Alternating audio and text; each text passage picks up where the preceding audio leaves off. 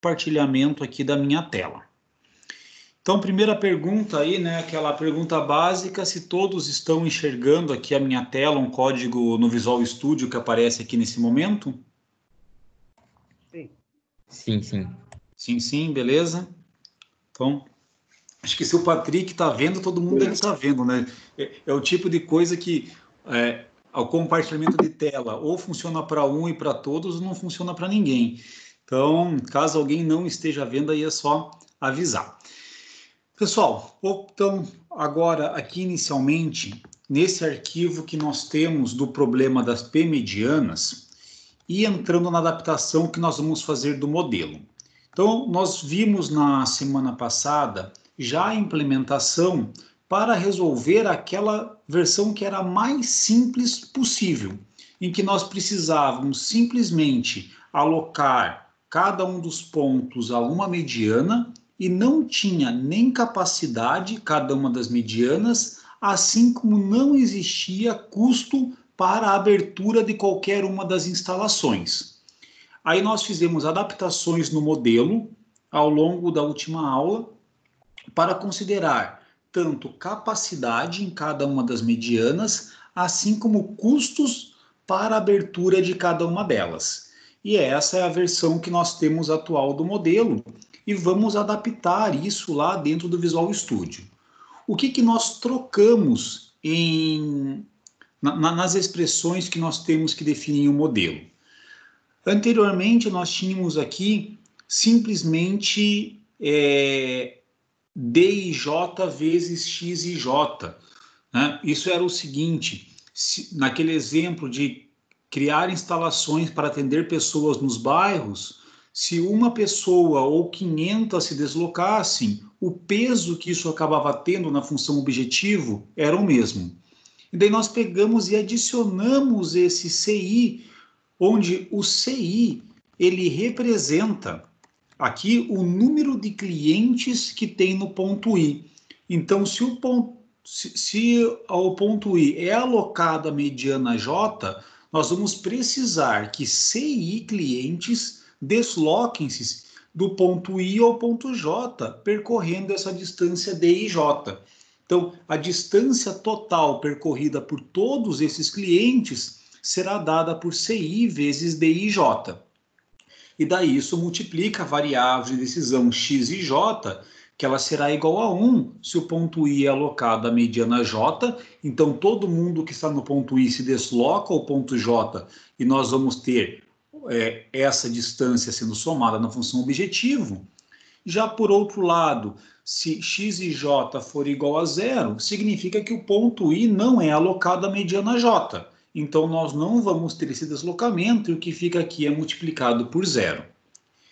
Na restrição 2, não precisamos fazer qualquer alteração. Continuamos querendo aqui definir, nesse exemplo, P medianas. Então, o somatório lá de YJ continuava sendo igual a P.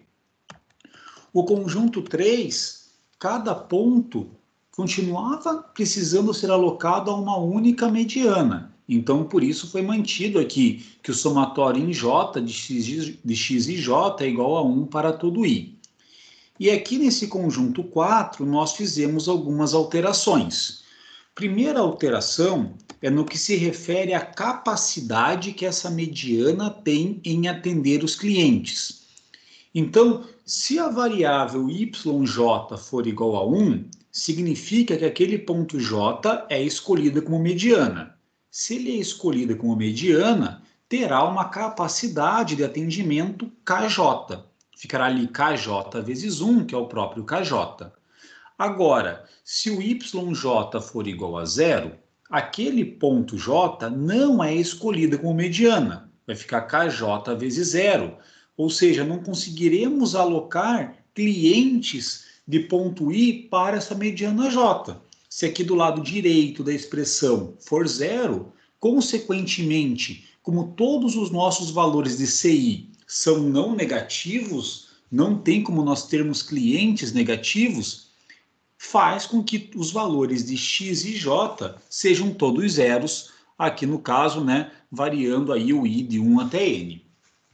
Então, são essas alterações que nós vamos trazer agora aqui para dentro do nosso modelo. Tranquilo até essa, quando falo trazer para o modelo, trazer lá para a implementação computacional no C Sharp, utilizando o Gurobi para resolver o problema. Tranquilo até esse momento? Alguma pergunta, comentário? Fiquem à vontade aí.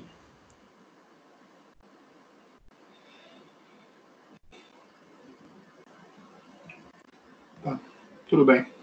Tudo bem? Tudo em ordem? Acho que não, dá para continuar. Então, beleza. Então, seguimos o barco aí.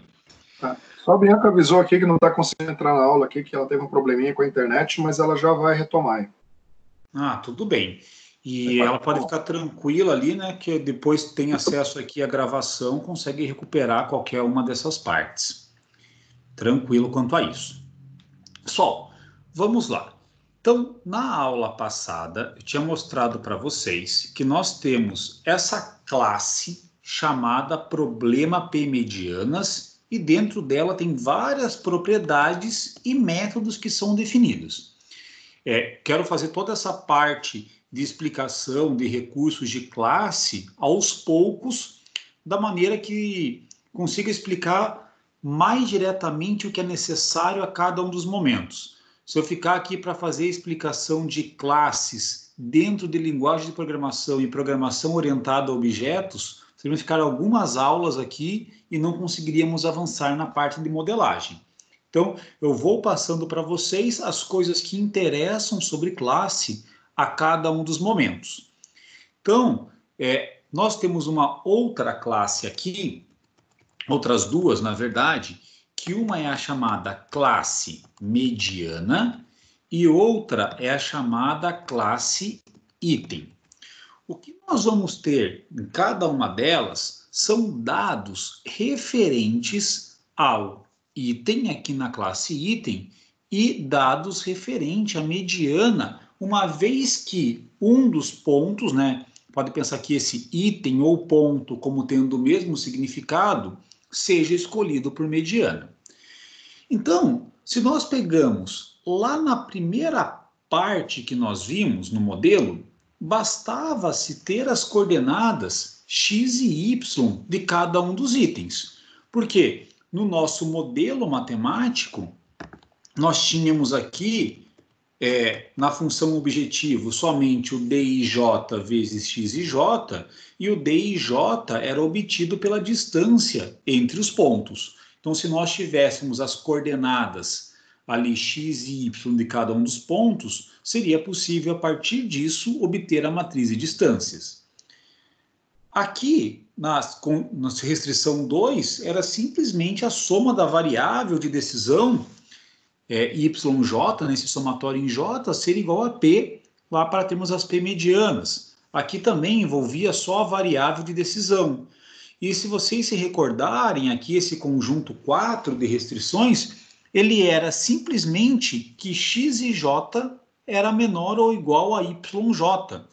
Então, essas informações referentes à capacidade da instalação e número de clientes, na verdade nós não colocamos aqui, em algum momento nós vamos colocar também ainda o fato de ter um custo de instalação, né? Isso até me adiantei ali na primeira explicação, mas nós não consideramos ainda aqui a parte do custo de instalação. O que nós consideramos quantos clientes tem em cada um dos pontos e a capacidade que aquela mediana terá, né, caso seja escolhida para a instalação. Nós vamos precisar, então, também ler essas informações. Qual que é o número de clientes no ponto I e qual que é a capacidade da instalação no ponto J, caso ele seja escolhido como mediana. Então, esses dois dados, eles estarão associados aqui, e eu vou pegar e fazer uma alteração aqui nessa classe, que é ter essa demanda, tá? Essa demanda é a mesma coisa que nós tínhamos aqui do número de clientes no ponto I, e eu vou colocar aqui uma outra propriedade que eu vou chamar de capacidade. Essa capacidade que aparece aqui no item tenham em mente o seguinte, é a capacidade que aquele ponto terá caso ele seja escolhido como mediana. E daí, com isso, nós vamos fazer algumas alterações lá na formulação do modelo matemático. Então, vamos pensar aqui, quando nós tínhamos anteriormente a definição das variáveis e da função objetivo. Nós fazemos isso aqui de uma vez só, tanto a parte de definir a variável como a função objetivo, porque quando nós definimos a variável, nós definimos qual que é o custo, qual que é o multiplicador que essa variável tem lá na função objetivo. Então, vamos pegar aqui por alguns blocos. Essa variável de decisão YJ é a variável que vai dizer se o ponto J é escolhido como mediana ou não. Vamos observar aqui a função objetivo. Na função objetivo, aparece alguma coisa relacionada à variável YJ? Sim ou não? Sim.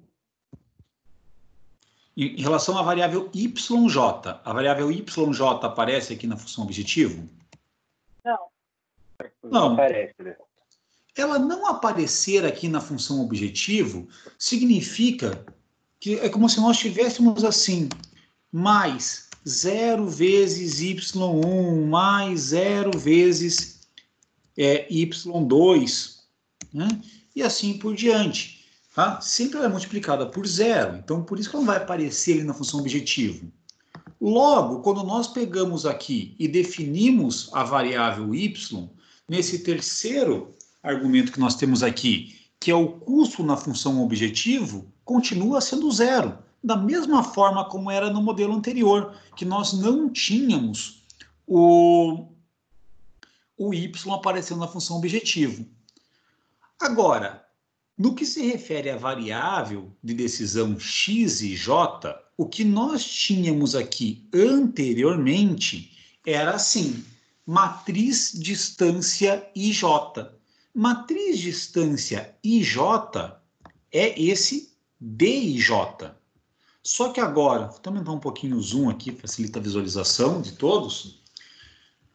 Não é somente d e j que multiplicará x e j na função objetivo. Nós temos aqui que o x e j é multiplicado por c e j vezes d e j. E agora nós vamos precisar, então, pegar esse dado, que é o CI, que é referente à demanda que nós temos daquele ponto, e fazer com que ele apareça também aqui no código, lá no Gurobi. O que nós temos aqui?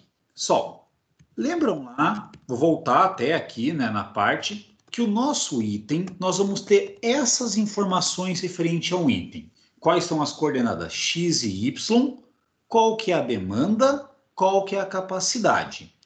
Isso daqui tudo nós sabemos a priori. Em qual mediana que esse item foi alocado, nós vamos saber somente depois da resolução do modelo matemático. Mas essas informações aqui todas, elas são referentes aos parâmetros que nós temos do modelo. Vou voltar aqui com vocês na parte que nós temos os parâmetros. Olha lá, d e j, distância entre os pontos I e J. Se nós estivermos repetindo ali as coordenadas x e y de cada um dos pontos, consequentemente, nós vamos ter essa matriz de distâncias. Então, x e y é o que vai garantir com que nós tenhamos esses parâmetros aqui, d e j. C e j, que é o número de clientes no ponto I, é o que aparece lá como demanda, dentro da classe item. E essa capacidade da instalação no ponto J, caso ele seja escolhido como mediana, é o que aparece associado lá ao item na propriedade capacidade. Voltando aqui no Visual Studio, nós vamos ter o seguinte, que nessa classe problema P medianas, nós temos um objeto chamado itens, que é um vetor do tipo item. O que isso daqui significa? Eu vou pegar e parar o nosso modelo, a nossa execução, nesse ponto daqui para conseguir mostrar isso para vocês de uma maneira um pouquinho melhor. Eu vou executar isso daqui. Ele vai estar um pouquinho incompleto ainda, porque tem coisas que nós precisamos fazer ao longo aqui da aula. Mas já vai dar para ter uma boa ideia do que eu quero mostrar para vocês.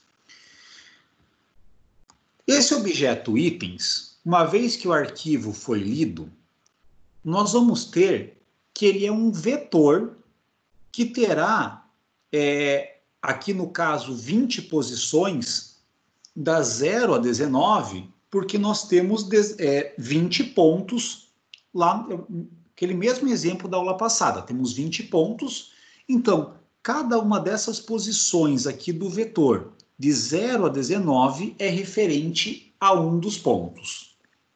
Se eu pego aqui na posição 0, tem aqui qual que é a coordenada x, qual que é a coordenada y, e capacidade e demanda estão zerados porque nós não lemos essas informações.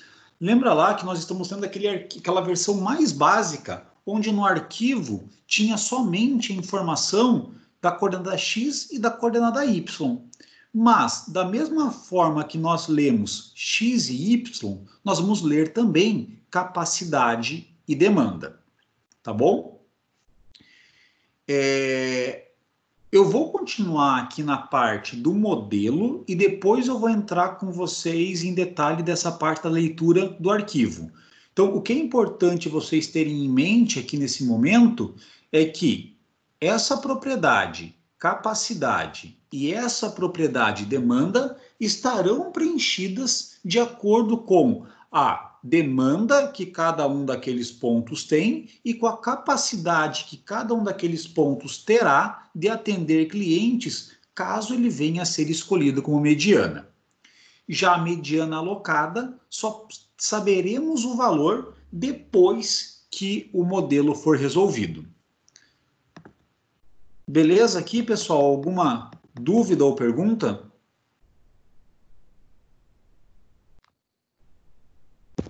Eu só ia perguntar o que o programa já tinha feito até essa altura, na leitura, mas você falou que vai, na sequência, explicar isso, né? Eu vou explicar na sequência, que daí a gente foca por exemplo, na parte da modelagem e depois eu vou ali na leitura do arquivo. Pode Legal. ser dessa forma? Não, tranquilo, é que eu fiquei curioso por que já tinha X e Y, mas não tinha ainda as demandas. Então, em algum momento, ele já leu as coordenadas. É que no arquivo que foi realizada a leitura, é um arquivo numa versão mais simplificada, que tinha nesse arquivo só o X e o Y. Tá, tranquilo. Só depois não esquece, por favor, de explicar por que você leu o X e Y antes e as demandas depois.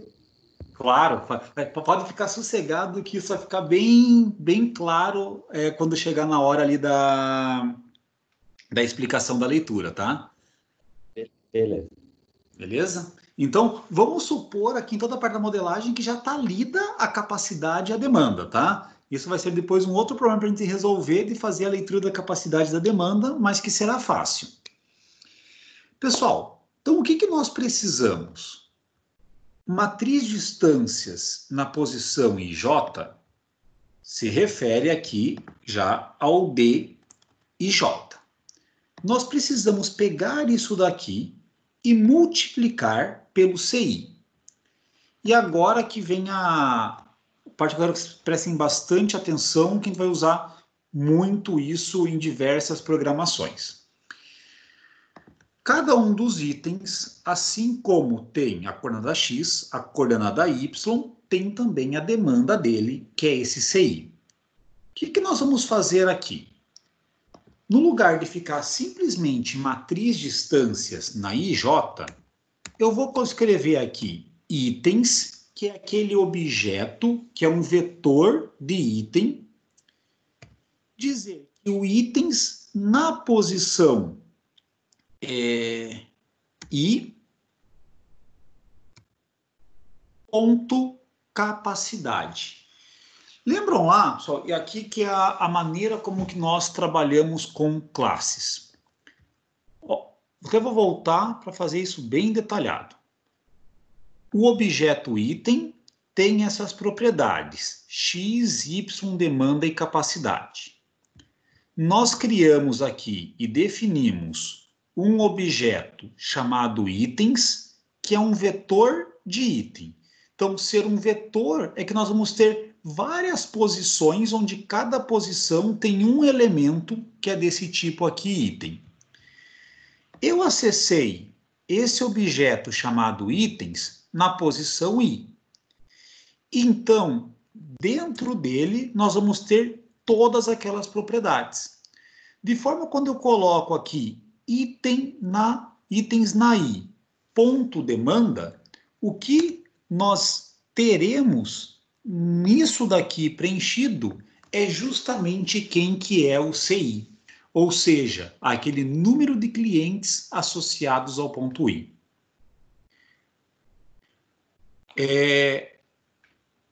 Pessoal, isso aqui vocês podem, para ficar um pouco mais, para ter uma explicação até um pouquinho diferente, a gente vê o seguinte, ó, que cada um daqueles pontos tem uma quantidade de clientes associado a ele, assim como cada um dos pontos tem uma coordenada x e y associada a eles, e cada um dos pontos tem uma capacidade caso ele venha a ser escolhido como mediana. O que nós estamos aqui fazendo é justamente isso. Pode até pegar e ver como uma relação que, ó, aqui no modelo matemático está o CI. Com esse índice aqui, I, que é para dizer o número de clientes no ponto I. Aqui é uma mesma ideia, só com uma anotação diferente. Nós estamos pegando lá no itens na posição I e acessando qual que é a capacidade dele. Desculpa, qual que é o número de clientes dele, qual que é a demanda que nós temos aqui. Então, isso daqui é o nosso CI. E o nosso CI está multiplicando o DIJ, e isso daqui multiplicará lá na função objetivo o CIJ, multiplicará o x e j na função objetivo. De forma que isso aqui ficará CI vezes DIJ vezes x e j.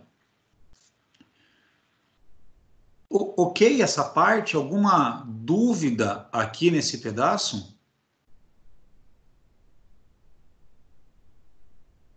Ou tranquilo? Por enquanto, tranquilo. Por enquanto, tranquilo? Falar tranquilo é meio audacioso, né? Porque é meio confuso, assim, a primeira visão, mas faz todo sentido.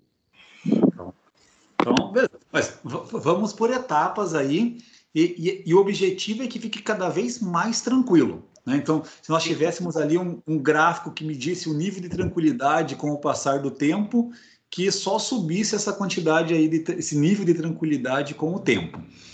Mas, assim, a grosso modo, Gustavo, o que você está fazendo, ao meu ver, é atribuindo valor para as variáveis, é um algoritmo que está atribuindo valor para as variáveis de acordo com aquela função que está definida lá no documento. É isso que nós estamos fazendo, né?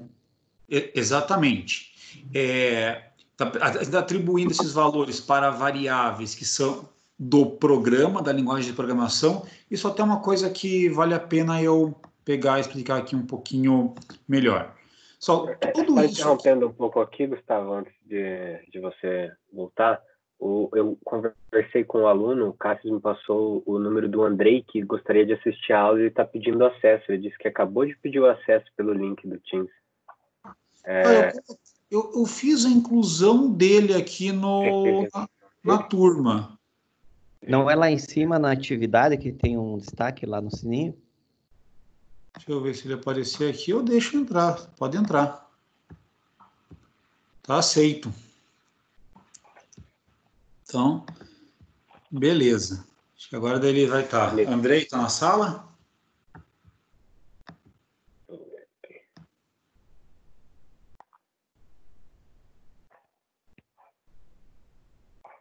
Andrei?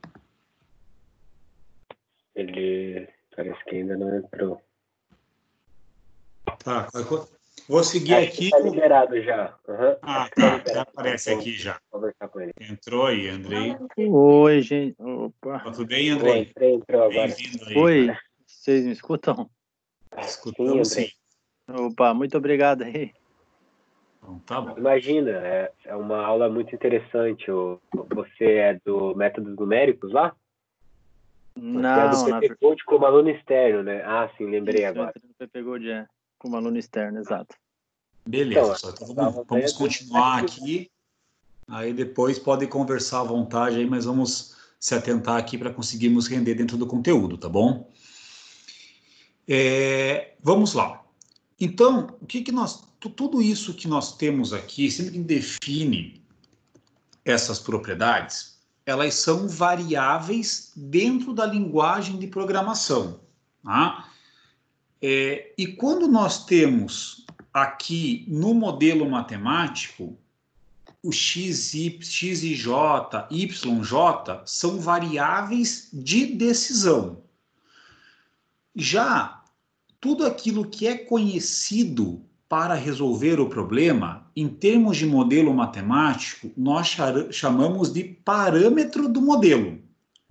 Tudo que é parâmetro do modelo, dentro da linguagem de programação, será variável do programa, mas não é variável de decisão, né? Pensa que variável de decisão é aquilo que nós queremos obter como resposta.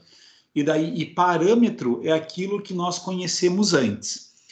Então, é muito comum quando se fala só em programação, sem fazer a parte matemática, ficar falando variáveis, porque tudo lá são variáveis, são alocações que nós fazemos na memória do computador. Eu vou tentar aqui usar muito mais a palavra propriedade, objeto, do que próprio variáveis, quando for dentro da programação, e usar mais variáveis porque é associado a variáveis de decisão, tá? Isso é até só um preciosismo a mais, mas só para não ter essa confusão. E daí, então, né, voltando ali o que o Berdan estava comentando, é justamente isso. Para não ter que pegar e ficar digitando valores a cada uma das vezes, o que nós fazemos? Tudo que é valor, nós colocamos em um arquivo de texto. E daí, esse arquivo é lido aqui para dentro do programa, esses valores são salvos aqui nessas propriedades, nesses objetos, e de maneira que quando nós vamos criar o modelo matemático, nós utilizaremos os valores que estão salvos nessas propriedades, nesses objetos. Por exemplo, aqui, esse itens na i.demanda é um valor que nós vamos ter salvo lendo lá do arquivo qual que era a demanda. Beleza? Tranquilo aí? Tranquilo, beleza. Esse reforço que você fez ali dos parâmetros da variável de decisão foi bacana. Então tá bom, hein? São tudo coisas que, eu garanto para vocês, quanto mais vai estudando, mais vai mexendo, mais vai ficando, assim, reforçado o conteúdo, mais natural para vocês. Então eu vou tentar, várias vezes eu vou pegar, repetir, para alguns até vai ficar repetitivo demais, mas é para tentar fixar todos esses conceitos aí. Tá bom, beleza. Tá bom? Beleza? Beleza. Então, com isso daqui, nós conseguimos corrigir a parte do que envolve a nossa função objetivo. Agora eu vou pegar e parar essa execução e voltar de como que é realizada essa leitura do arquivo. E depois nós vamos para as outras restrições que nós temos aqui na sequência. Vou pegar e lá, quando clicamos nesse botão resolver, vocês vão verificar o seguinte, que eu declarei aqui um objeto chamado meu problema, e esse objeto é do tipo problema P-medianas. Problema P-medianas é uma classe que eu criei. Tem aqui essa classe chamada problema P-medianas. Então, dentro dessa classe, tem todas essas propriedades e métodos aqui. Então, nós vamos ter lá tanto o ambiente do Gurobi, modelo do Gurobi, número de itens, número medianas, de matriz de distância, etc. E temos aqui, por exemplo, um método chamado criar, resolver modelo exato, que ele cria e resolve modelo exato. Nós temos um outro método, vou pegar isso para terminar esse daqui, é um método grandinho. Tem um outro método chamado ler instância. O que esse método aqui chamado ler instância faz? Ele lê um arquivo que tem os dados do modelo, que tem aqueles parâmetros. Um conjunto de parâmetros é o que define uma instância. Talvez até já tenha falado isso para vocês, se falei, falo mais uma vez aqui, que a palavra instância é uma palavra que nós utilizamos de maneira um pouquinho errada. Instância, ela veio de uma tradução errada do inglês, porque no inglês a palavra utilizada é instance, que eu tenho o significado de exemplo. No português, instância se refere a julgamento, primeira instância, segunda instância, terceira instância, assim por diante. Quando veio a tradução para o português, apareceu como instância e acabou ficando isso de maneira mesmo que errada, é a mais comum de ser chamada. Então, quando eu coloco aqui esse ler instância, é ler um conjunto de parâmetros. Tem um outro método que faz a criação de cores aleatórias para medianas. Vocês viram quando eu fiz lá o desenho que saía cada um dos grupos com uma cor. Eu não tenho uma criatividade muito grande para definir cores, então gero aqui cores de forma aleatória. Tem um método que calcula a distância entre itens. É esse método que vai preencher a matriz de distâncias. Tem um outro método que é só a distância entre dois pontos, que faz lá a distância euclidiana entre dois pontos, ou seja, qual que é a distância em linha reta entre dois pontos. Tem um outro método que desenha a solução. Tem um outro método que calcula a distância total, que é aquele valor que aparecia lá no canto superior esquerdo do formulário, que era qual que é a distância total quando ligamos todos os pontos às suas medianas. E tem mais alguns métodos auxiliares, e aqui o método auxiliar inicializa a mediana. Então, olha o que vai acontecer. Quando nós pegamos e voltamos aqui, e eu declarei esse objeto chamado meu problema, que é do tipo problema P medianas, se eu digito aqui meu problema e coloco o ponto, vai aparecer em azul todas aquelas propriedades que estão lá declaradas e vão aparecer com esse cubinho todos os métodos que estão lá declarados. Então, eu vou agora até apagar essa parte para mostrar a próxima linha para vocês. E tem aqui, então, meu problema, ponto, ler instância. Ou seja, será chamado esse método aqui, ler instância. E o método ler instância, ele recebe como parâmetro um objeto do tipo string, que é um texto que tem o caminho do arquivo. Então, se nós pegarmos lá aqui nessa minha pasta, Dropbox, UFPR, /ppgold, /modelagem na cadeia de suprimentos, /pmedianas, /ex1_0.txt, vou pegar e até vou abrir esse arquivo aqui com vocês, tá? Esse ex10, nós temos aqui as coordenadas x e y. Então, quando eu fiz a leitura que foi realizada é simplesmente de x e y, porque é só o que tem aqui. Eu peguei e já deixei preparado um outro arquivo que, além de ter o x e o y, tem a demanda. Um outro arquivo que, além de ter x, y e demanda, tem a capacidade. E um outro arquivo que isso nós vamos fazer ainda no decorrer da aula, que além do x e y, a demanda e a capacidade, vai ter um custo de instalação. Então, eu vou pegar primeiro e explicar como que foi realizada a leitura desse arquivo, que tem só com o x e o y, e depois nós vamos adaptar o método para conseguir ler um arquivo que tenha o x, o y e a demanda. Então, vou voltar aqui no código e lá nesse método ler instância, nós vamos ter alguns códigos aqui que eu vou pegar e parar essa execução para nós fazermos linha a linha esse processo e vocês entenderem o que está acontecendo aqui. Dá para ver já que é uma coisa bem pequena. Começa aqui na linha 108 e na linha 120 termina, e 4 dessas linhas são colchetes. Então, não é um negócio complicado fazer essa leitura aqui do arquivo. Então, vamos lá. Vou aqui no formulário, vou até colocar para parar aqui um pouquinho antes, tá?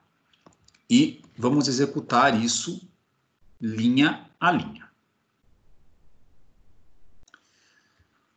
Vou apertar aqui o botão resolver.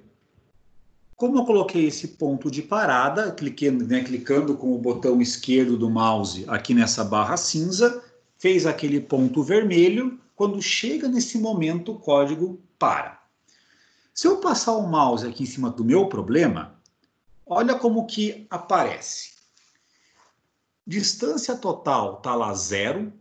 Tudo que é do tipo inteiro vai ficar como valor inicial como sendo 0.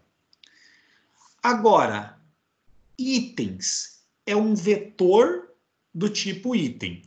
Nós nem sabemos ainda, nem está dito em lugar algum qual que é o tamanho desse vetor. Matriz distância, que é uma matriz com a distância entre os pontos I e J, se nós nem sabemos quantos são os pontos, não tem nem como dizer qual que é o tamanho dessa matriz. A mesma coisa aqui que é medianas. Então, todos os objetos estão nulos inicialmente. Agora eu vou pegar aqui e, se apertar F11 ou vir com essa seta, nós vamos para a execução linha a linha. Então, nós passamos aquele caminho todo de arquivo. E ele veio aqui como D2 pontos, aí, // Dropbox, // UFPR, e tá lá o caminho todo. Uma coisa que pode causar um pouquinho de estranheza, fala, pô, mas por que aqui aparece // né? E não simplesmente barra? Dentro do C#, a barra invertida, ela acaba tendo alguns significados. Então, ter o // é para dizer que é uma barra invertida só. Depois vai ser esse /t, vou conseguir explicar um pouquinho melhor. E uma outra alternativa é igual caso alguém tenha reparado lá quando estava na linha de código que chamava, eu colocava assim, @D2 pontos, aí só uma barra, Dropbox, só uma barra, UFPR, o arroba consegue fazer essa conversão, dizer que aquilo é literal, é exatamente aquilo que está lá. E daí quando eu coloco aqui esse próximo comando nosso, que é file.readAllLines e coloco o caminho do arquivo, o que isso daqui vai fazer? É um método que vai ler um arquivo e vai retornar. Deixa eu passar o mouse aqui, ver se vai pegar. Ele é um método que vai retornar um vetor do tipo string, onde em cada posição desse vetor terá o conteúdo de uma linha do arquivo. Por isso que eu coloco aqui string, abre e fecha colchetes, para dizer que é um vetor chamado arquivo todo. Quando eu executo essa linha, acontece aí o passo mágico, que nós vamos ter em cada posição uma linha do arquivo. Se vocês relembrarem lá, o que nós tínhamos no arquivo? Estava X, aí tinha um espaço. Aquele espaço era uma tabulação. Eu pegar e lá no arquivo colocar X, tab, Y. E o tab é descrito como sendo esse barra T. Então, aquilo que eu falei para vocês, que a barra invertida, ela acaba tendo um significado especial, é que ela acaba, o que vem depois dela acaba sendo um código para alguma outra coisa. Então, barra T é o tab. E daí, ali no caso, para saber que é uma barra mesmo, só é o barra que aparece aqui nessa parte do caminho do arquivo. Então, aqui no arquivo do todo, daí está lá a próxima linha, o 287/T, que é um tab 221. Ou seja, a coordenada desse ponto x é 287 e a coordenada y 221. Aqui a coordenada x 355, a coordenada y 97. E assim por diante. Então, esse arquivo vai ter na linha 0 aquela informação de cabeçalho e da linha 1 até a linha 20 vai ter a nossa informação referente a cada um dos pontos. Qual que é o nosso número de itens total? Arquivo todo.length vai nos dizer qual que é o número de posições que tem nesse objeto chamado arquivo todo. Como tem o cabeçalho, ele vai ter o número de itens mais uma posições. Logo, o nosso número de itens é o tamanho desse objeto arquivo todo, né? Quantas posições lá ele tem, menos 1.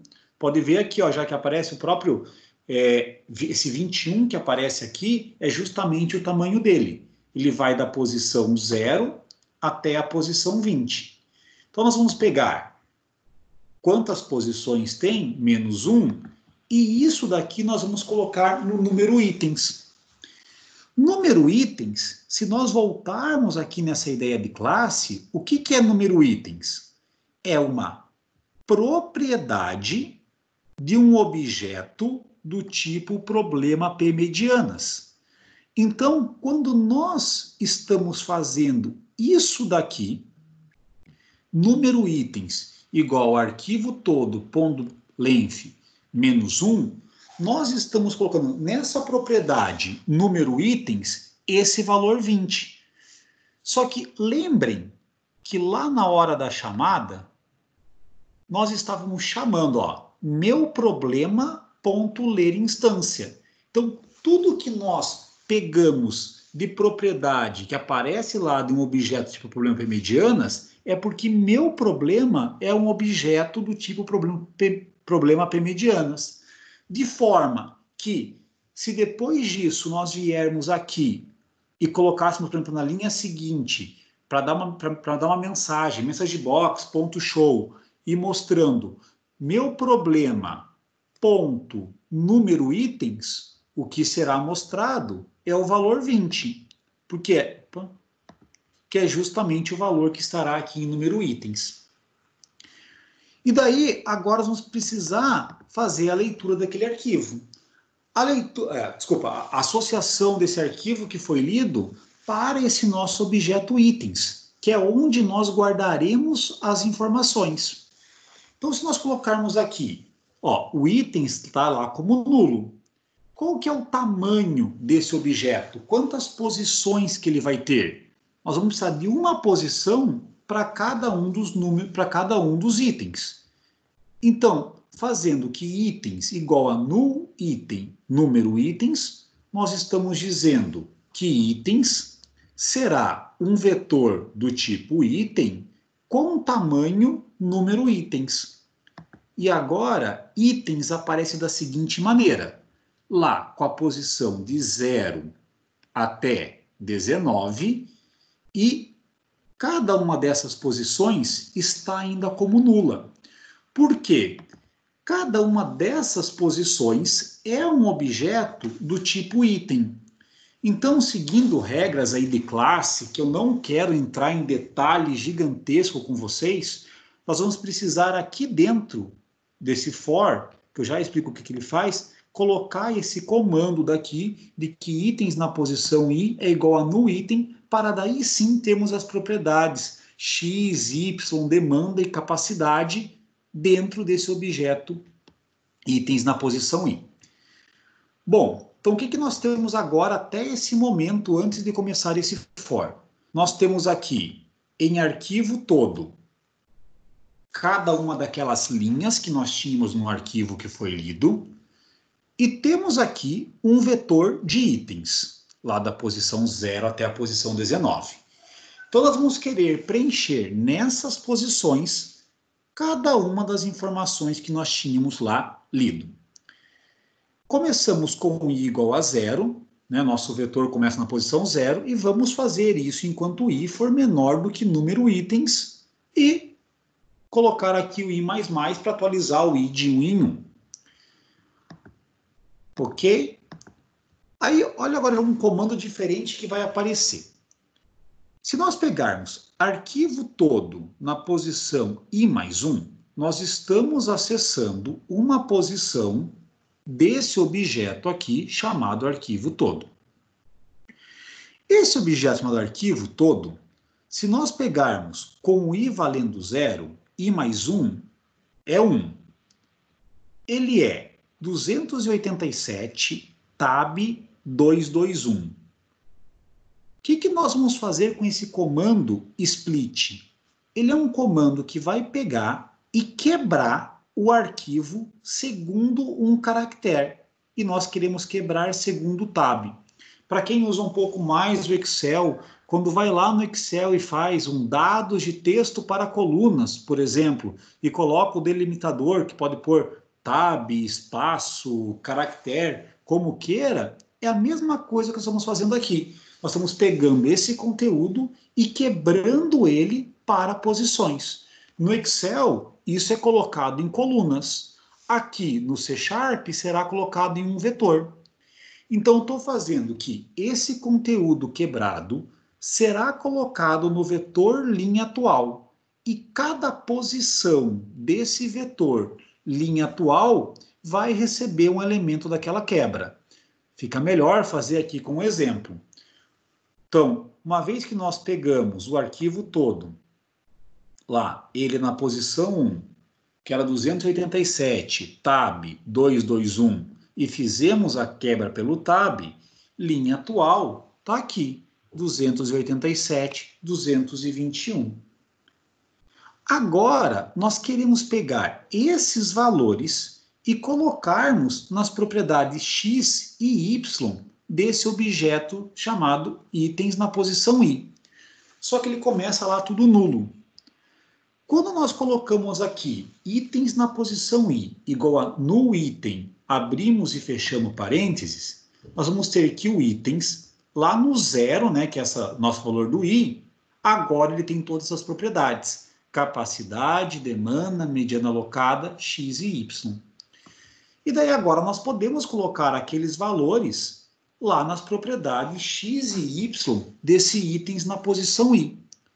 Reparem que esses valores estão aparecendo entre aspas. Isso significa que eles são textos. E todo arquivo texto, por definição, o que nós temos nele é texto. Esse texto nós sabemos que representa um número. Então, uma vez que nós sabemos isso, nós podemos colocar essa instrução int.parse, que ela vai pegar um texto e converter no número inteiro. Ou seja, a mesma coisa que tem lá, naquele mesmo paralelo com o Excel, tratar como número, alguma coisa assim, eu não lembro exatamente o texto que aparece, é a mesma coisa que a gente vai fazer aqui.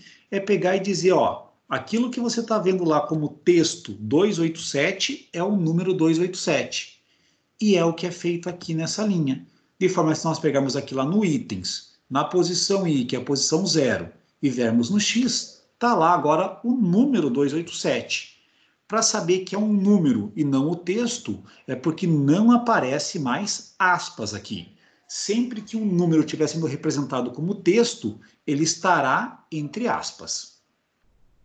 E a mesma coisa aqui com o y. De forma que agora o itens na posição i, na propriedade x, e na propriedade y, está lá preenchido com os valores 287 e 221. Agora, o que vai acontecer ao longo desse for é a mesma coisa para cada uma das linhas. Agora o i é igual a 1, então vai pegar o arquivo todo na posição 2, que é referente ao segundo item, 35597. Isso daqui ficará como sendo na nossa posição 1 do itens, está lá como nulo, executou essa linha, faça ter todas as propriedades, foi instanciado aquele objeto, e daí associa ali os valores no x e no y, e temos lá o 35597. E esse processo aqui, continuando lá até o final dele, nós vamos ter que, quando termina a leitura da instância, itens, está lá com tudo preenchido, cada um dos valores. Até lá o 19 com o x463 e o y286. Se nós pegarmos agora e viermos para a próxima linha, ele vai voltar aqui onde nós estávamos original, porque terminou aquele método ler instância. E se for analisar já aqui a nossa próxima linha, é calcular distância entre itens. Mas calcular distância entre quais itens? Entre os itens de meu problema. E é aquilo que eu falei para vocês inicialmente. Se nós passarmos aqui o mouse em cima de meu problema, dá para ver, ó, número itens está 20, porque nós definimos lá no método ler instância a propriedade número itens para o valor 20. E tem aqui cada um dos itens. Então, está lá todos eles lidos. Aqui começam a aparecer já algumas grandes vantagens de trabalhar com essa ideia de classes, as propriedades e os métodos. Tem um método aqui que é calcular distância entre itens. É fazer lá a distância entre o x e o y, a distância com base nas coordenadas x e y, entre cada par de pontos. E daí aqui nós poderíamos ter coisas de trabalho paralelo em equipe, de maneira que as coisas rendessem. Então, vamos supor lá que nós estamos fazendo em conjunto a construção desse programa, e daí tem que fazer esse cálculo da distância entre os itens. Aí o Caio chega ali e fala, bom, eu faço isso daí. Beleza, eu nem confiro qual que é o cálculo, a implementação que ele fez, só pego lá o código dele, confio que está certo, e observe que antes de executar isso, matriz distância está lá como nulo. Agora, uma vez executado, matriz distâncias está lá com quais são as distâncias entre cada um dos pares de pontos, e nós utilizamos lá normalmente na nossa formulação matemática. Tá? Então, por isso que vão ter momentos que alguns métodos eu vou entrar em detalhes com vocês, igual eu fiz questão de entrar com esse aqui do ler instância, porque ler arquivos com parâmetros de modelo é um negócio que nós temos que fazer frequentemente. Então, vale a pena fazer essa explicação detalhada ali, linha a linha. Algumas coisas, conforme o tempo, eu posso até pular aqui a nossa explicação. Beleza até aqui? Então, vou pegar e vou parar. Legal. Vou parar aqui essa... Mais tranquilo agora, pessoal? Essa etapa de ler instância aí vai me ajudar bastante até no trabalho que eu estou desenvolvendo, na dissertação também. Eu estava procurando algo que fizesse ali a conversão de um dado qual em quant, atribuindo-se pesos. Então, com esse passo do 113 ao 118, vai cair com uma luva isso aqui. É que eu já estou pensando já na construção para frente, entendeu? Eu fiquei imaginando muita coisa também. Pessoal, perfeito, show de bola. Aprender parte programação, parte matemática, parte estatística é sensacional porque você consegue reproduzir para diversos casos. E isso é sempre natural, quanto mais... Eu vou usar uma palavra aqui, básico, mas não no sentido de fácil, mas de que é mais elementar em termos de construção, maior é o tanto de lugares diferentes que você consegue reproduzir aquilo. E saber bem a parte de programação não significa que você vai ser um programador, que vai ganhar a vida fazendo desenvolvimento de código, mas com certeza ajuda a ganhar muito em produtividade. Porque uma vez que você programa, se é o que trabalho, a quantidade de dados pequena ou grande, o trabalho de programar é basicamente o mesmo, né? Então, fazer essa leitura ali com arquivo para 20, ou para 80, ou para 500, em código é igual. E daí são isso. É uma caixa de ferramentas que você vai aprendendo cada vez mais recursos e daí vai utilizando conforme aparecem os problemas. Então, agora, se está tranquilo aquela parte, nós podemos ir para o nosso caso seguinte, que além de fazer a leitura de x e y, nós queremos fazer a leitura da demanda também. Deixa eu só pegar aí. Tinha sobrado uns enters ali no final, esses enters iam dar problema. Tá? Voltei agora aqui para o arquivo certinho. E vou fazer o seguinte, que agora, no lugar de ler o EX1 underline 0, eu vou ler o EX1 underline 1. Tem aquela coluna da demanda ali a mais. E vou fazer a mesma coisa que eu tinha feito com vocês anteriormente. Eu vou parar aqui e daí vou fazer a execução linha a linha do nosso código. Tá? Então, vou pegar aqui, colocado resolver, venho aqui, leio, vou mostrar para vocês como que está o arquivo todo, agora qual que foi essa leitura que fez do arquivo todo, e a pergunta que eu faço aí para vocês agora é qual linha de código aí eu tenho que mexer e o que eu tenho que colocar nela de maneira a realizarmos a leitura dessa demanda aí também.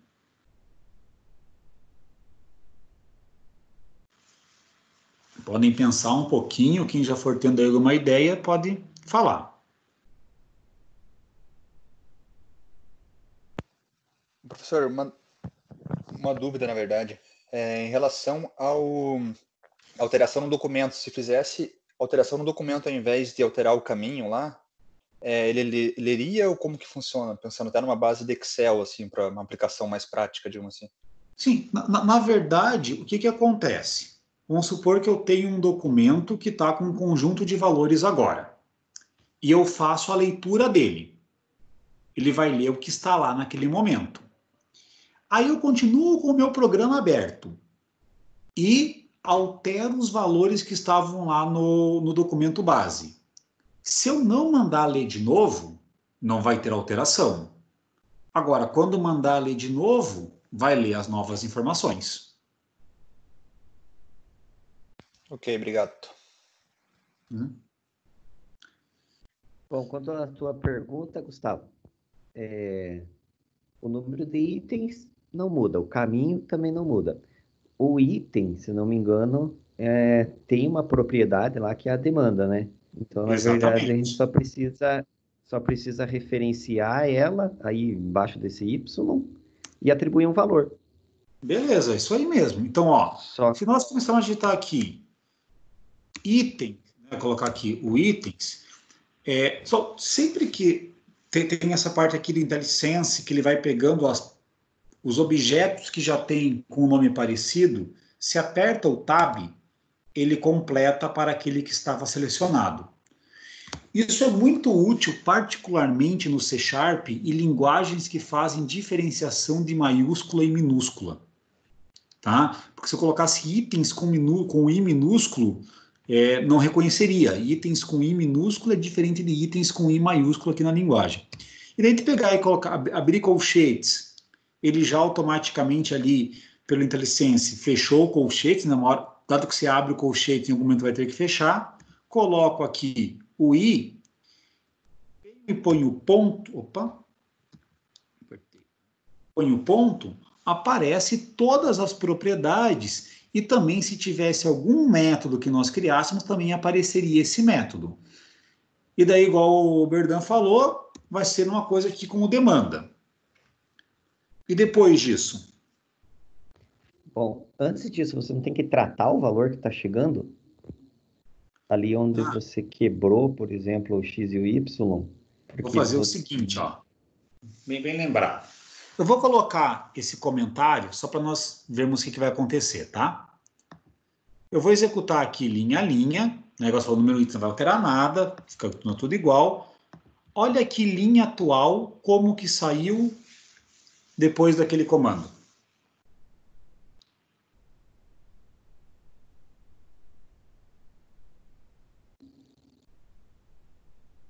O que acontecia? Ó, no nosso arquivo atual, se nós pegássemos a posição 1, tinha 287, tab, 221, tab 40.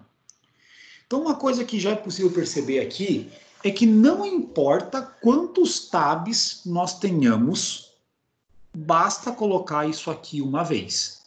É a mesma coisa, voltando lá do Excel, de quando você vai fazer o dados de texto para a coluna. Né? Não importa quantas vezes aquele delimitador apareça. Você só diz ali uma vez e vai ser pego toda vez que aparece. E agora o que nós vamos ter é que o linha atual é esse vetor aqui com 3 posições, com o 0, 1 e 2. O que se refere à posição 0 é o x, o que se refere à posição 1 é o y, isso daqui continua exatamente igual, estava. E seguindo essa lógica, como que ficará aqui a sequência do itens na posição i.demanda? Igual a int.parse, abre parênteses, linha atual, abre colchetes, número 2. Exatamente. Fecha colchetes, fecha parênteses, ponto e vírgula. Ponto e vírgula. O ponto e Eu não vírgula... tinha entendido da onde... Oi? Desculpa, Gustavo, eu só não tinha entendido da onde surgiu aquela terceira posição já com a demanda. Mas aí foi bom que você voltou no split ali, entendi que o linha atual, por ele ser uma string, esse split vai criando as casas, digamos, dessa string, né? Exatamente, vai criando as posições ali no vetor, né, que são essas casas na string, e se nós tivéssemos, por exemplo, 8 colunas separadas por 7 tabs, ia ficar ali daí com 8 posições desse vetor linha atual. Uhum. Exatamente. Só, daí colocando aqui o ponto e vírgula, beleza. Olha o que vai acontecer agora. Nós vamos passar aqui, e daí se pegar aqui, né, no caso, itens na posição lá 0, tem lá a demanda também agora. Logo, quando nós pegamos e depois lá na criação do modelo, colocamos itens na posição i.demanda, se o i for 0, vai pegar esse valor aqui de 40. Beleza? Beleza. Alguém, alguma dúvida aí? Não tendo dúvida, vamos para o próximo complemento aí no arquivo ainda. Manda abraço que eu já falei demais. E alguém mais quer falar? Fiquem à vontade aí. Sempre fala isso, né? Sempre vem com essa. Agora nunca foi tão requisitado o Berdan online aí, todo mundo aí não abre nem a câmera. Mas não tem cota para falar, tá? Pode falar à vontade, não tem limite de tempo de cada um, não é igual aquele jogo de xadrez que fica com o reloginho ali, deu o tempo, acaba. Não, pode falar aí à vontade tudo que acha que possa tirar dúvida individual ou contribuir com a turma. Beleza. Beleza? Uhum. Então, vamos seguir. Só, aí o próximo vai ser mais fácil ainda para nós fazermos. Além da demanda, tem a capacidade, que é esse EX12. Como que fica, então, a alteração aqui no caso que agora nós vamos ter? Deixa eu voltar aqui. E vou colocar lá o EX12. E daí eu volto aqui nesse método. E agora lembrando que esse EX12, ele tem mais uma coluna, que é a capacidade daquele ponto, caso ele venha a ser escolhido como mediana. O que muda aí no código? E acrescentar aí mais uma linha aí na 120 aí, colocando o item i ponto capacidade agora, né? Isso. Itens. Aí, ponto capacidade é igual ao quê? int.parse, linha atual 3 lá, né? Parse. linha atual na 3. Só, o que vai acontecer se agora que nós fizemos essas alterações, eu viesse lá no original, aqui, opa, e mandasse ler o arquivo EX1 na posição 0. Que posição 0? EX1 underline 0. O que ia acontecer nesse programa se a gente mandasse ler esse arquivo agora? Não, ele ia dar erro, porque você referenciou o 2, que tem 5 colunas. Exatamente. São as 4 colunas. Uhum. Ia dar erro, porque quando eu pegasse aqui no linha atual, na posição 2, ela não ia existir, né? Só vai ter lá a posição 0 e a posição 1. Então, eu fiz essa pergunta de propósito aqui, colocando, para sempre que vocês fazem uma evolução em termos de código, saber que coisas que funcionavam podem deixar de funcionar, né? Então, antes funcionava ler aquele arquivo, agora não funciona mais. Então, você tem que pegar e toda vez que vai ler o arquivo, pelo menos criar essas 2 colunas, nem que seja com vazio, com 0, com lixo, com qualquer coisa, para evitar aqui o erro. Outra opção é pegar e começar a encher de if esse programa. Tá? Só faz essa leitura daqui, por exemplo, ó, só faz isso daqui se linha atual ponto length for maior do que 2. Só faz isso daqui se essa condição aqui estiver satisfeita. Então, tem artifícios, não é o objetivo aqui ficar fazendo esses tratamentos, mas só para alertar vocês com essas coisas. Tá? Eu vou pegar aqui até e voltar e colocar para ler aqui o que é o EX1 underline 2. E toda essa parte, comecei a fazer essa de maneira bem rápida aqui, né, as considerações, é o que quando a gente fala que fazer tratamento para erro de usuário é a parte, às vezes, mais demorada de um programa, né, porque o usuário vai fazer de tudo, sempre vai ter alguma coisa que ele faz que não foi prevista inicialmente. Aqui na disciplina, o foco é a construção do programa que vocês mesmos vão utilizar. Então, daí não tem toda essa preocupação com o usuário. Tá? Beleza, com isso nós conseguimos ler lá demanda e capacidade. Agora, já diante disso, tá? Eu vou voltar aqui nesse nosso problema e vou direto parar aqui nessa parte do criar, resolver modelo exato. Tá? Vou parar antes de chegar ali e vai ter essa nossa leitura do arquivo EX1 underline 2. Opa, deixa eu ver o que eu fiz de errado aqui.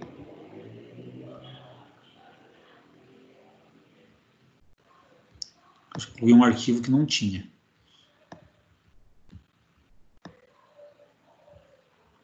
Medianas, EX1 underline 2. X1 underline 2. Entendeu o que eu fiz aqui de besteira nesse negócio?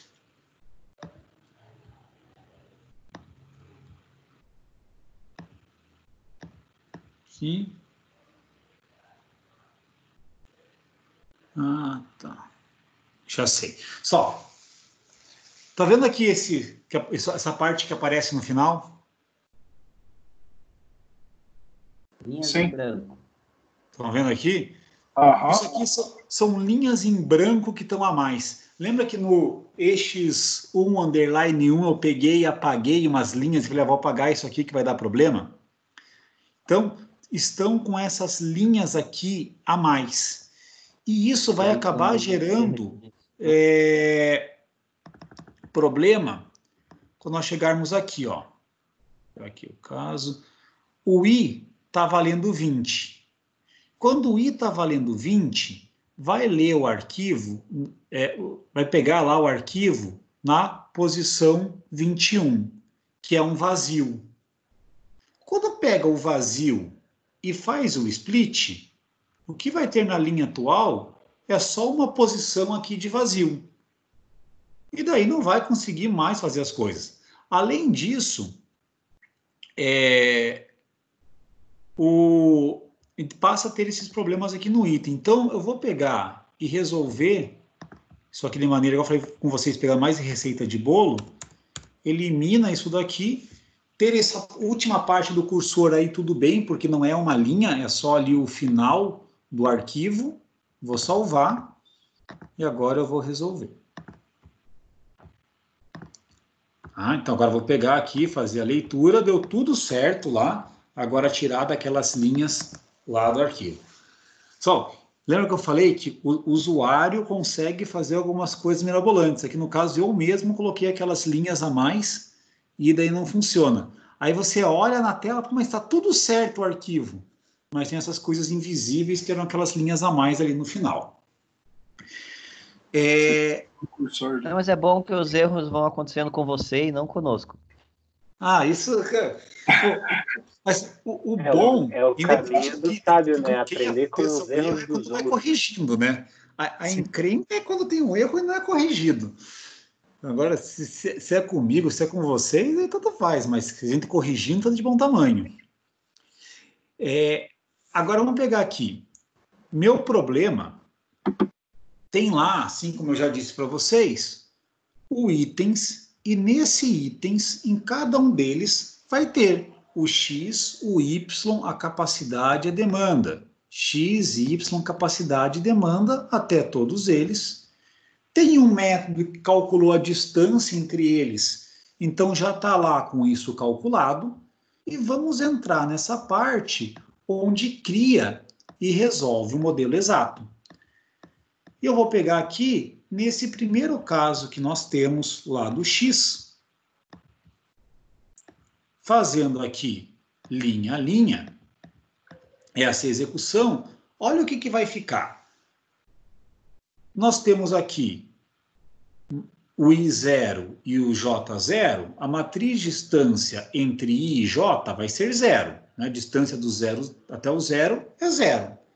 Mas lá, o item Z, ponto demanda, está 40.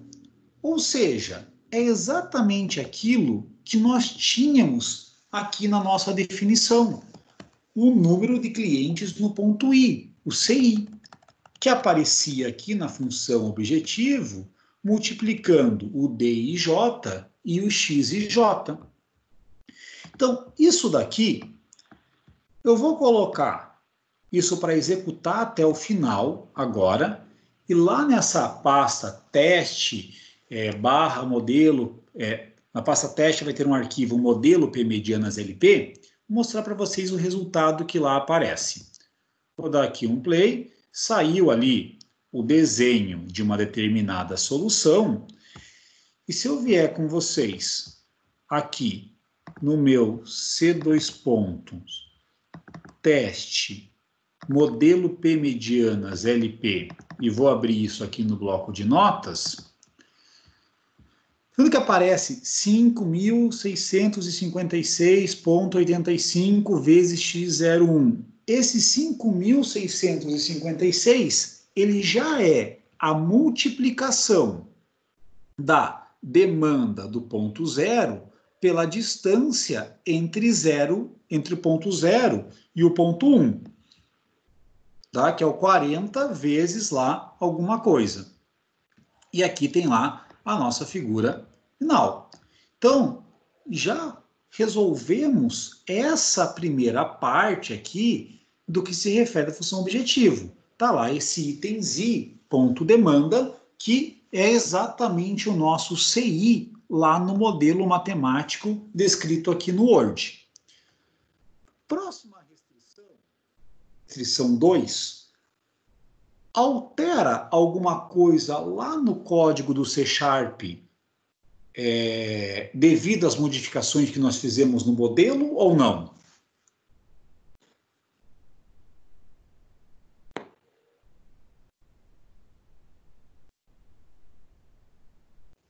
Acredito que não, porque não tem demanda e capacidade nessa restrição. Exatamente. Não, e não tem a demanda e capacidade, nós não fizemos qualquer alteração na formulação matemática dela. Logo, lá na implementação, não vai ter qualquer alteração. A mesma coisa aqui para esse conjunto 3. Ele continua exatamente igual era antes. Agora, o conjunto 4, esse mudou. E esse mudou até que bastante. Porque antes era x e j é menor ou igual a y e j para todo i e todo j.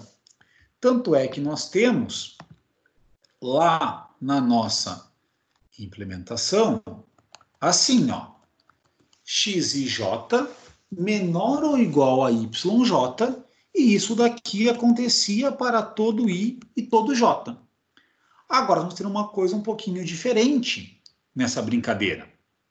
Nós vamos precisar do seguinte: aqui no lugar de ser simplesmente x e j, é uma soma em i para cada um dos j's. Então, para cada valor de j, nós temos uma restrição. Logo, nós vamos ter que ter aqui no for mais de fora o j. Aqui quem vai aparecer é o j, né? Porque nós temos uma restrição para cada valor de j. Vamos ter aqui, vou até apagar essa restrição para não dar qualquer confusão no que nós temos, e vamos ter aqui internamente um for em i, que é para fazer o somatório. E da mesma forma que nós tínhamos aqui no conjunto 3, né, que nós pegávamos e fazíamos um expr.clear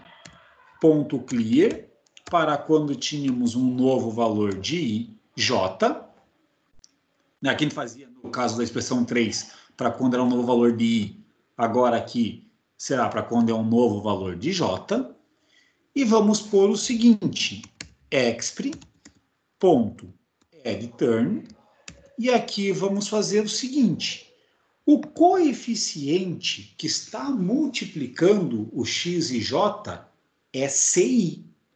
Então, aqui nesse caso, fica ci, só que o nosso ci, ele é dado por itens na posição i, ponto demanda. E isso daqui, esse coeficiente multiplica a variável x. Então, com esta parte, nós estamos fazendo o somatório de ci vezes x e j. Uma vez que nós temos esse somatório feito, nós vamos adicionar uma restrição no modelo, dizendo que expr, aqui no caso, essa expressão desse somatório, é menor ou igual a kj vezes yj. Kj é a capacidade.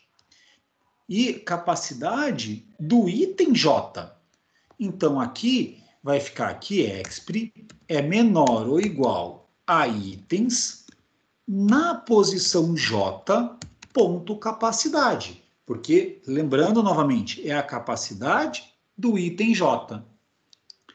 Isso daqui multiplica o yj. Ou seja, se nós optarmos por habilitar o ponto j como mediana, terá uma capacidade de kj. Caso yj não seja habilitada como mediana, terá uma capacidade de zero, que fica 0 vezes kj. Isso daqui, então, nós colocamos como expr menor ou igual a itens na posição j, ponto capacidade, vezes yj, e temos que dar um nome para essa restrição. E vou seguir aquela lógica de colocar o nome como sendo R4, posso até pôr o underline aqui já junto, aqui eu tinha feito ele separado, mas pode ser aqui já junto, mais J ponto toString. R4, para lembrar que é o conjunto 4 de restrições, e esse J para dizer que é associado a essa possível mediana J, ou seja, ao ponto J ser mediana. Se nós fizermos isso daqui e colocarmos para resolver esse problema, eu não sei se ele vai ser factível, então talvez dê algum erro até aqui, vou colocar, tirar toda essa parte, talvez dê erro, tá? Não, deu certo, aqui nesse caso, saiu aqui a resposta de escolher este ponto como mediana e estes aqui são alocados a essa mediana, este ponto aqui como mediana e todos esses nesse azul mais clarinho são alocados a ele, esse ponto aqui no rosa com esses aqui alocado a esta mediana e esses pontos aqui alocado à mediana que está aqui. Só, observem, não sei se é o caso aqui, tá? Mas que poderia acontecer, aqui até nem vai ser, mas poderia acontecer o seguinte, desse ponto 8 estar mais próximo do ponto 6 do que do ponto 16. Mas ter que ser alocado ao ponto 16 em função da capacidade do ponto 6, que não seria talvez suficiente para atender esses outros e mais aqui o ponto 8. Então, dessa forma, nós temos aqui essa contemplação da modelagem finalizada dentro aqui do C#, até esse presente momento. Sei que agora já são aí 8 horas, né? Então está no horário aí nosso do intervalo, mas antes do intervalo, alguém quer fazer alguma pergunta ou comentário rápido, fique à vontade.